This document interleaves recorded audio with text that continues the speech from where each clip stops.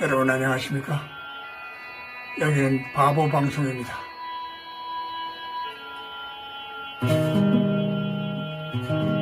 바보 방송, 바보 방송, 바보 방송.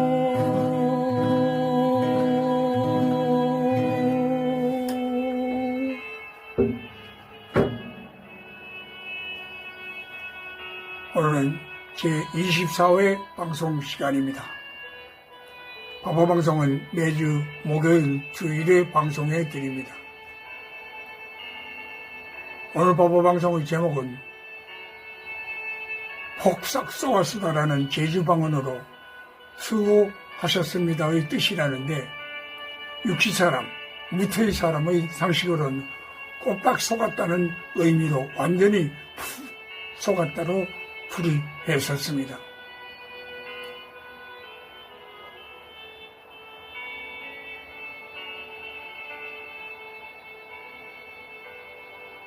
평강은 두 가지 의미가 있습니다.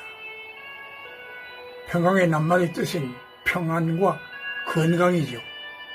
그 의미의 한 가지는 하나님과 함께하는 평강입니다. 하나님께서 늘 나와 함께합니다는 것은 천지를 창조하시고 이 드넓은 우주의 운행을 관장하시면서 먼지같이 미미한 나의 존재에게 보혜사 성령님을 보내시어 나와 동행하시며 나의 중요한 일들, 하나님 보시기에는 하찮은 일들일 수도 있습니다만 나의 개인 변호사가 되시어 깨끗이 말끔히 처리하신다는 의미입니다. 또 한 가지 놀라운 것은 하나님이 주시는 평강의 은사입니다. 그저 주시는 하늘의 선물입니다.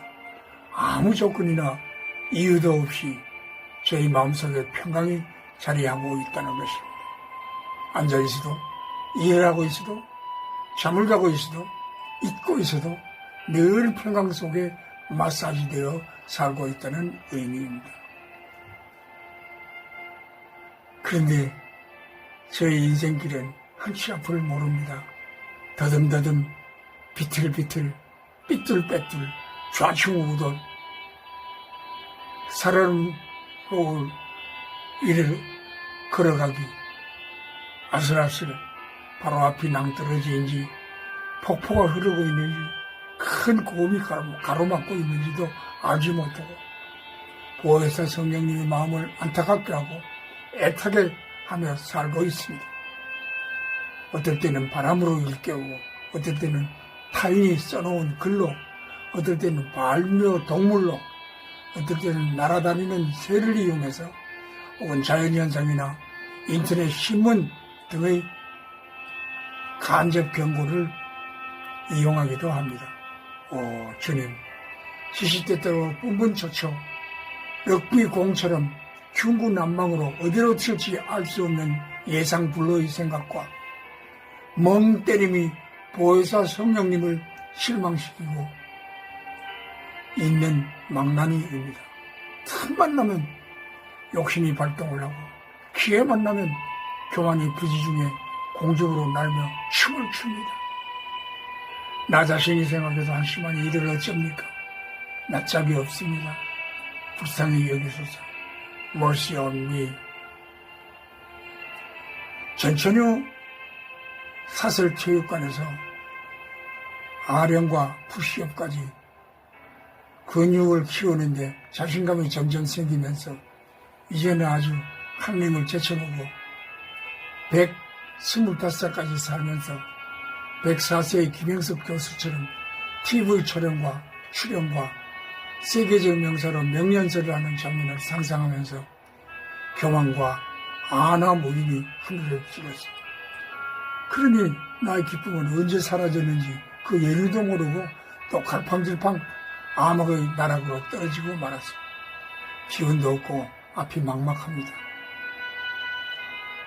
손오공이 까불다가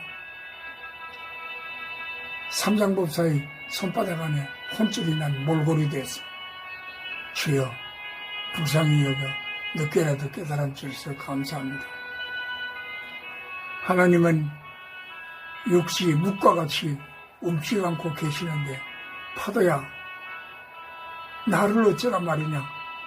저 혼자서 찢고 까불고 분탕을 하다가 제풀에 지쳐서 후회하고 나가 떨어지는 꼴불견의 꼬락선입니다. 그래도 아멘 깨닫자마자 평안을 주셔서 감사합니다. 아기처럼 순수한 꿈을 가지는 것은 좋은 일입니다.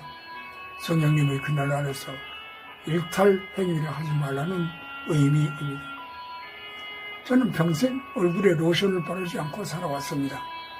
세수한 후 조금만 지나면 개기름이 흘러서 번지르르해지니 로션이 필요가 없었습니다. 80이 넘도록 하루 한 번은 온수 샤워를 하고 잠자리에 들었습니다. 늙을수록 깨끗하게 노인 냄새 풍기지 말고 살자는 생각이었습니다. 5개월간 병원에 입원해 있을 때 주일에 샤워를 하면 꼭 때밀이 타월로 몸을 씻었으며 퇴원 후에도 지금까지 그 떼수건을 사용하였습니다. 얼마 전부터니까 잠자리에서 얼굴, 손, 팔 등이 약간씩 따끔거리며 잠자기가 불편했었습니다. 저도 잠이 들었다가 오는 현상이라 밥을 먹은 후 소화가 된 시간이기 때문에 버려야 될 반찬을 버리지 않고 먹어서 나타나는 식중독이라고 여기고 의심이 되는 음식을 버렸습니다. 그러나 그 따끔거림은 멈추지 않았고 의심이 드는 창거리를 계속 버리고 있었습니다.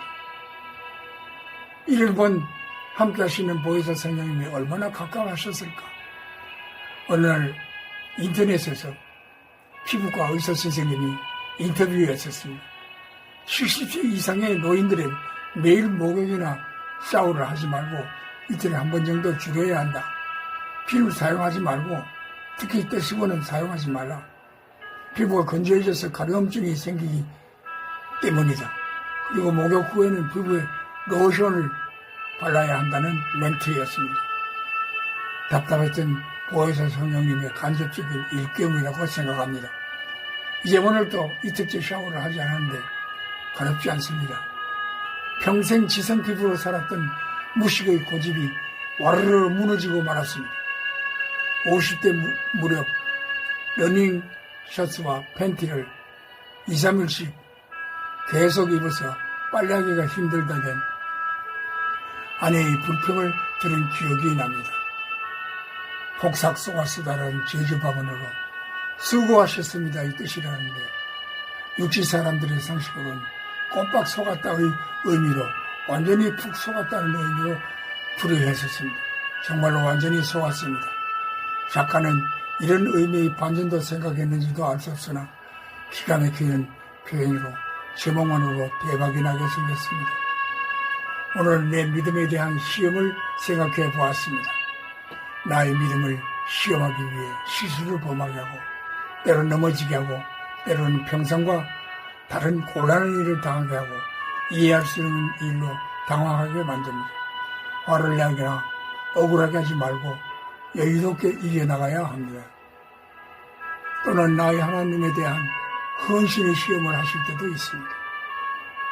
내게 생각지도 않은 일을 의외의 사람이 나타나서 일을 맡기는 경우도 있습니다.